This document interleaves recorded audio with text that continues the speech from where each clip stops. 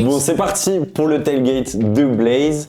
Aujourd'hui, on va revenir sur on va faire une petite preview du concert du Super Bowl qui aura lieu le 11 février prochain à Las Vegas. Et pour en parler, forcément, on a monsieur DJ Dirty Swift. Yeah. Oh yeah. Oh yeah. Accompagné de Kachou. Et voilà, on va ouvrir le sujet. Yes, donc le sujet c'est notre cher Usher qui donc ressort des limbes de la musique et après 357 ans d'absence. On remonte sur scène. Ça commence. C'est une réalité. Ok. Il n'y a aucune médisance sur ce qu'il va être capable de nous livrer. Le fait est que Usher n'a pas entendu parler et encore ça chuchotait en 2016 et la réalité c'est que depuis 2010 on n'a pas trop de nouvelles de lui, donc qu'est-ce que tu as un peu à nous dire sur notre ami? Qui sera là le 11 février à Allegiant Stadium. Il va faire son show, le show de la mi-temps. Et que ça va être quelque chose, on va voir, parce que ça critique déjà, mais ça on va en revenir en détail. Ça correspondra à la sortie de son 9e album, Coming Home. Il est déjà en plus en ce moment à Las Vegas parce qu'il a toute une série de shows qu'il fait là-bas et qu'il est venu faire en France aussi. Exactement, d'ailleurs c'était de France qu'il a annoncé sa présence à Las Vegas. Ouais, et il y avait toute une série de promos aussi à la télé, de spots publicitaires pour annoncer qu'il allait faire le halftime show à la mi-temps. Alors Usher, c'est pas n'importe qui quand même, c'est quand même un grand artiste qui est là depuis un moment, c'est un showman, donc on peut quand même compter sur lui. La nouvelle, elle a été quand même bien accueillie d'une manière générale sur les réseaux, les fans sont plutôt enthousiastes. Après, il y a quelques critiques, et j'en vois un petit peu dans vos regards, parce que... C'est pas de la critique, c'est de l'interrogation. Ouais, de la perplexité. C'est ça. Ouais. Est-ce que c'était parce qu'il a autant d'années de carrière que d'années de pause, quoi. Il y a beaucoup de pauses et beaucoup de fêlures, on va dire, de descente dans les chiffres, et ça on va revenir aussi, pour essayer d'analyser comment on est arrivé à ce choix de Usher et est-ce que c'était le bon choix. Il a déjà participé à un Super Bowl, mais en tant que guest, c'était en 2011 avec les Black Eyed Peas, qui n'était pas le meilleur halftime show dû à beaucoup de problèmes techniques, notamment avec l'autotune de notre ami qui fonctionnait pas, enfin il y a plein de trucs, Slash qui sortait de on ne sait pas d'où, c'était un petit peu bizarre, c'était pas le meilleur Super Bowl. Mais voilà, c'est Jay-Z quand même qui, avec sa boîte Roc Nation, qui l'a mis en place pour faire le show du halftime et qui l'a encensé, rappelant son talent, sa longue carrière. Donc, bon, c'est quand même, t'as Jay-Z qui t'a introduit. Non, mais je suis d'accord avec toi, mais est-ce que c'est pas justement un move d'agent qui place Je crois pas que ce soit son agent, si je me rappelle bien. En fait, pour compléter ce que tu disais, moi ce qui à mon avis n'est pas simple pour lui, c'est qu'il arrive, et j'ai exagéré la chose, mais vraiment ça fait 10 ans qu'on n'en a pas entendu parler, et l'an dernier en fait, t'as une artiste qui, avec pas autant d'années d'absence, attention, je suis pas en train de dire n'importe quoi, mais elle nous faisait quand même un retour, Rihanna. Ça faisait un moment qu'on l'avait pas vue, elle a attendu, et en fait Rihanna, tout le monde brûlait d'impatience de la voir sur scène, est-ce qu'elle allait lâcher. Et là en fait, dans grosso modo quelque chose de comparable dans l'attente, j'ai la sensation malheureusement pour lui qu'en fait on se dit ouais mais lui on l'attend pas tonton, en fait c'est fini. Exactement, parce que Rihanna, tout le monde attendait, tous les ans, il y a un nouvel album qui va sortir, et là en 2023 quand elle a fait le Super Bowl, tout le monde s'est dit elle va en profiter pour sortir son album. Niveau exposition, il n'y a rien de mieux. Et même pas. On sait qu'ils ne sont pas payés, on en a parlé la dernière fois, et que c'est vraiment une exposition incroyable. Et donc, et c'est ce que fait Usher cette année, parce qu'il sort son album en même temps. Hasard. Je ne crois pas. Voilà. Donc, et là, on est revenu la dernière fois sur l'histoire des halftime shows du Super Bowl. Dans l'histoire, on a eu vraiment des grands shows, mais les dernières années, la barre était très très haute. 2023, Rihanna, donc ça a été un des plus vus et des plus incroyables.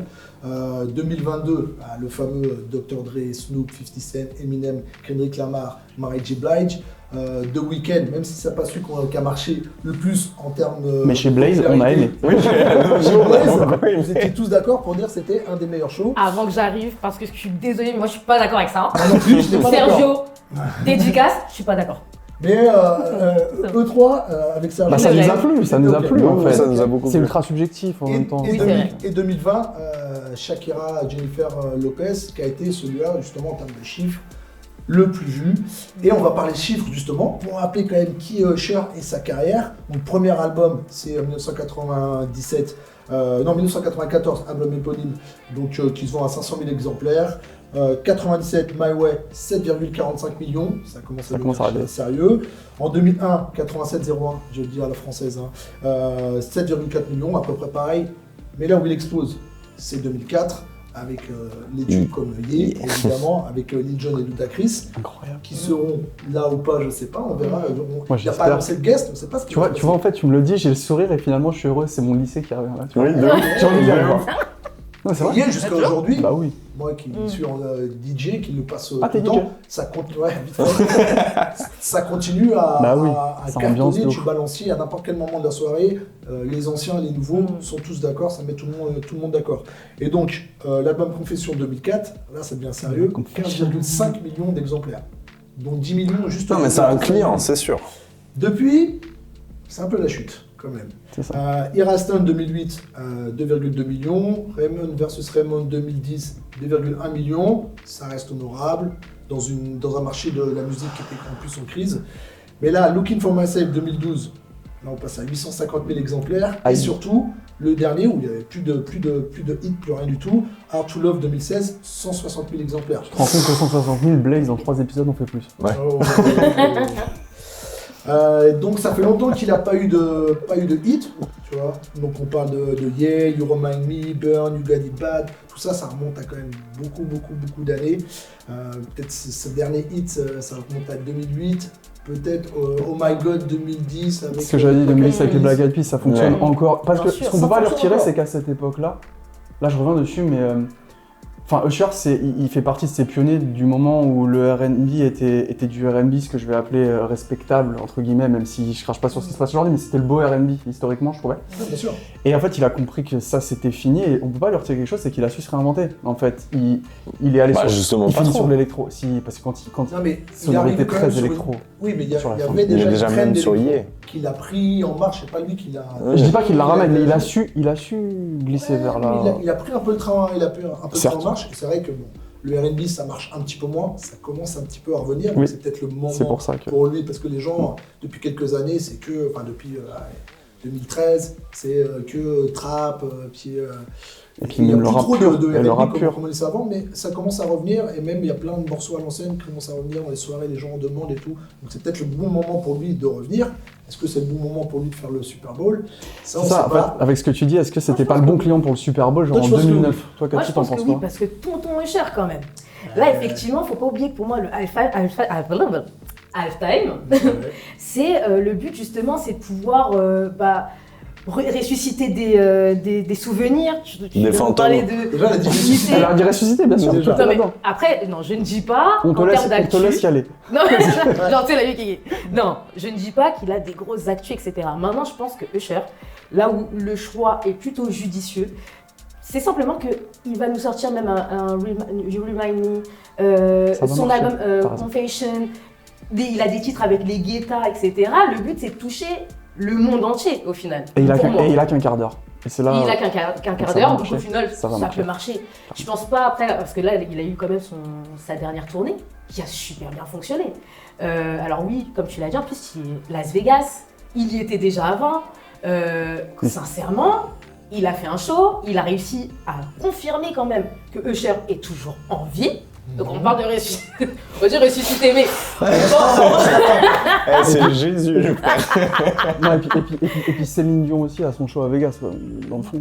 Non mais Mais c'est quand même tonton Usher. Ouais, tonton Usher. 44 ans, ça s'intéresse quand même plus aux quarantenaires, on va dire.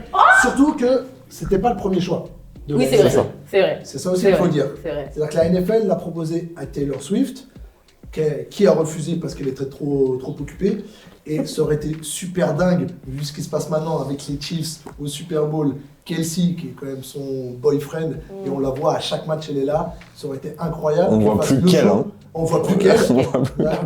Ils n'arrêtaient pas de me la montrer dès qu'il y avait une action. Et le petit à côté, ce qu'il faut préciser, a priori, elle sera bien dans le stade. Maintenant, il ne faut pas crier, elle fait un pied de nez à la NFL. C'est qu'en fait, elle est en concert, a priori, au Japon, le soir d'avant. Donc, elle a affrété un avion pour arriver. Et c'est pour ça qu'elle peut pas performer ce soir-là. Elle sera quand même dans le stade, mais il n'y a pas de mauvaise histoire bizarre. C'est juste que ça passait pas dans l'agenda. Vu le niveau des shows des halftime Exactement, show, elle peut pas. Elle pas arriver avec un micro, faire 3 chansonnettes, ça se marche prépare très longtemps à l'avance avec une préparation. Donc on peut la comprendre, mais c'était pas le premier choix. Du coup, Usher, lui, il a pas mal pris d'être le second choix. Il a annoncé, avec les critiques qu'elle avait de certaines personnes, comme vous qui êtes un petit peu sceptiques, faire que ce sera le meilleur show ever. Et il en est capable. Et il en est capable. Il en est capable, parce que c'est un showman. Il s'est lancé et chanté en même temps. Certains, dont Michael l'avait annoncé en tant que digne héritier. Moi, je me souviens d'un Nulle part ailleurs aussi où il était arrivé, où Deniso lui a fait « Oui, alors vous êtes l'héritier de Michael Jackson, tout ça ». Même lui, ils sont un petit peu gênés. Moi, j'ai fait « Bon, c'est un petit peu beaucoup quand même ». Donc, il en est capable. Est-ce que vous auriez choisi Usher quand même? C'est la question piège. Non, évidemment, puisqu'on y répond tout à l'heure, mais je sais que la deuxième chose... Voilà, c'est ça. Qui d'autre aurait pu performer à sa place? Et effectivement, aujourd'hui, tu nous parles de Taylor Swift, donc ça marche pas là-dedans, etc. Avec le switch chez Roc Nation, je pense qu'il y avait une possibilité de nouveau de partir dans du rap, plus assumé de la part de Jay-Z et toutes les personnes qu'il a autour. Mais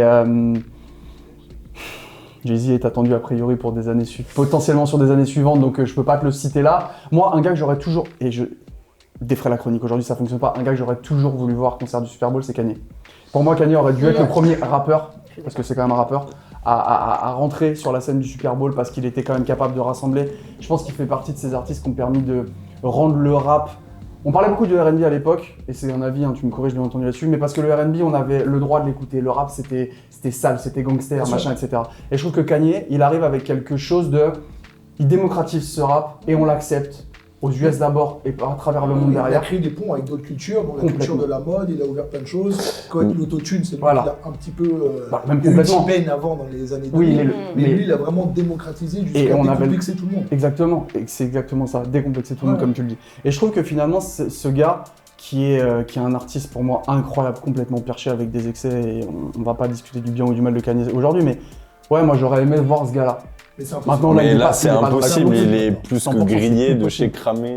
Enfin, moi, on me pose la question de quel artiste j'aurais aimé voir à un concert Super Bowl. Alors, moi, je suis pas du tout fan de ce que je vais vous proposer, mais si la NFL cherchait à ouvrir son marché vers l'international, pourquoi pas aller chercher un énorme groupe de K-pop qui font une razzia. Non mais c'est vraiment, je te promets que c'est ce que j'allais te dire. Personnellement, je pense que je connais plus de noms que de chansons parce que j'en écoute aucune. Mais par contre, c'est incroyable dès qu'un BTS ou un autre groupe sort quelque chose, Blackpink, sort quelque chose, c'est partout en tendance, sur Twitter, partout dans les médias, etc. On ne parle plus que de ça. Je vais aller voir Blackpink au Stade de France. Pour ta fille. Pour ma fille. Mais est-ce que pour la culture avec un cas. Est-ce que réellement la NFL est dans ce mood-là? Je crois pas. Après, je vais pas te... Moi, je pose la question, qui est-ce qui aurait pu avoir à la place de Usher? Swift va nous proposer quelqu'un, on en a parlé un peu avant et je te spoil pas. Ou en vrai de vrai, là aujourd'hui dans l'actualité, je pense que c'était la bonne personne et du coup la pasée est... Bad Bunny. Exactement. Bad Bunny, ça aurait été cool. Ça ouvre aussi sur le monde latino et ça a marché avec Shakira et J-Lo. Ça aurait été quelque chose de cool et ça aurait été aussi une ouverture, autre chose. Après, moi dans le rap aussi, un Drake, ça aurait été peut-être pertinent aussi. Il squatte les charts depuis 15 ans, numéro 1. Pourquoi Drake, son nom ne vient jamais? Il est canadien. Oui, mais c'est pas ça sera pas l'étranger à le faire. C'est vrai. Ou même Nicki Minaj. Elle était venue en guest avec Madonna, Nicki. Elle était venue en guest, mais elle n'a jamais eu son truc. Et là, elle cartonne son album Pink Friday 2, en train de cartonner partout. Ses titres sont assez open quand même si, tu vois, elle est pop. Elle a fait tous ses premiers hits, et là, quand elle atteint les premières places du Billboard de Nicki Minaj, c'était avec des titres pop plutôt qu'avec ses titres rap. Et là, son dernier album, c'est moitié pop, moitié rap. Donc, ça aurait pu aussi faire sens. Et toi, Katchou? Moi, je pense, sincèrement, j'aurais pensé Nicki Minaj ou justement ouverture vers la K-pop, même si perso j'ai raté ce train, il faut le dire. Mais je suis à la gare encore. Je suis à RERD, là, je suis sur le quai du RERD là. Mais franchement, moi je trouve quand même que Usher, stratégiquement parlant, je pense que pour la culture, parce que pour moi, si Jay-Z l'a placé là, c'est aussi pour la culture.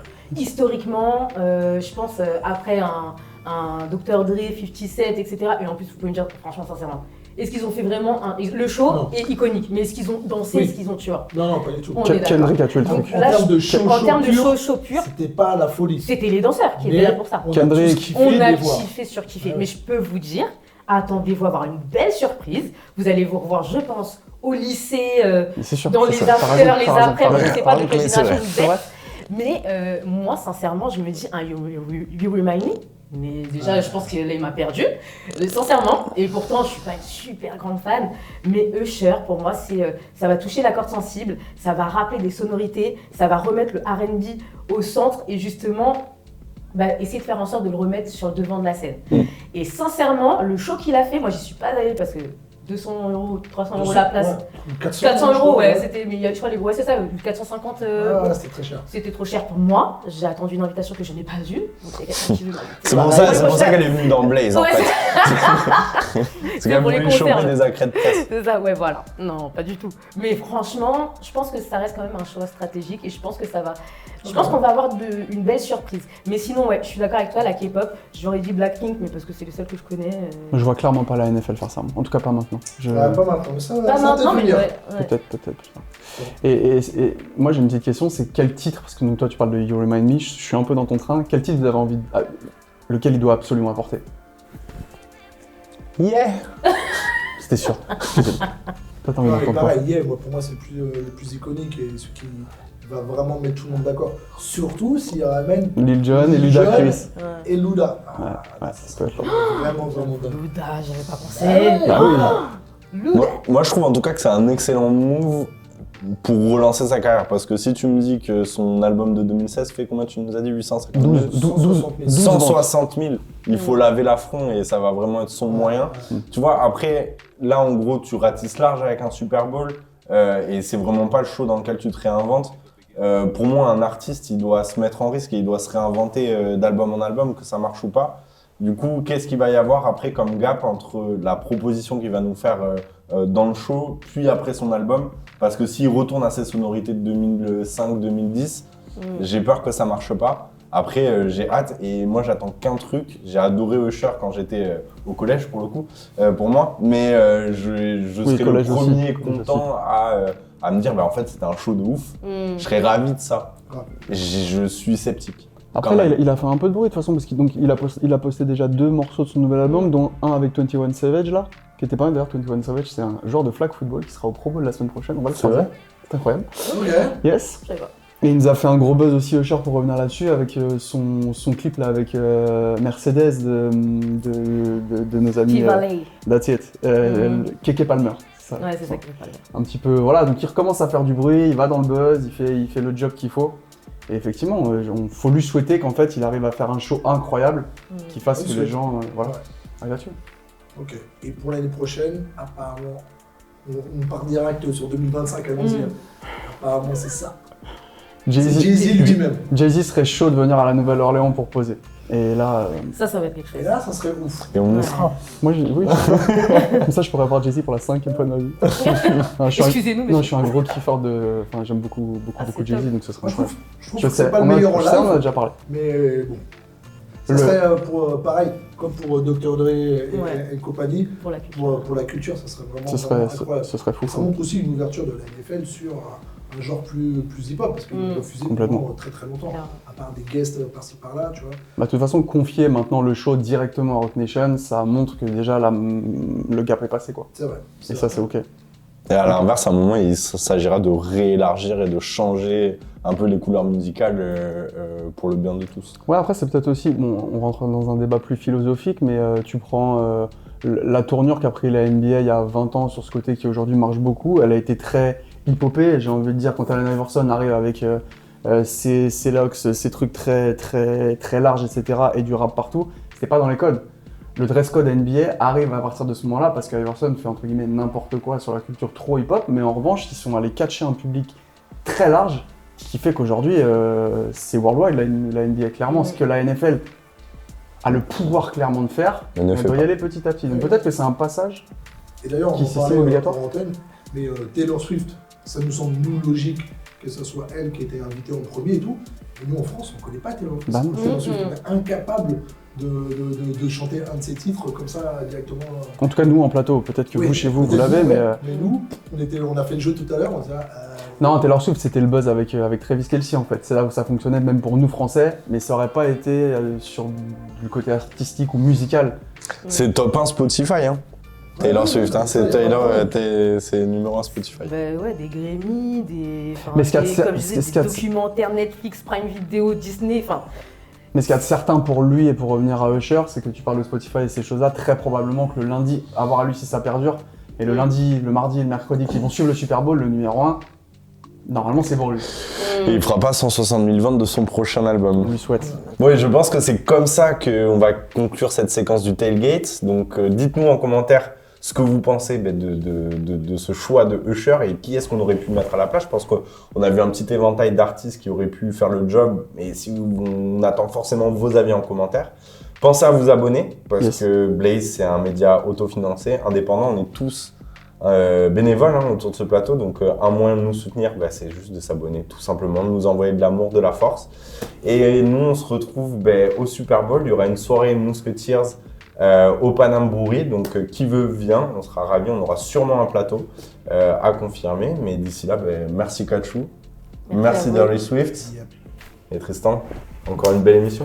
Merci beaucoup Edo. À la prochaine.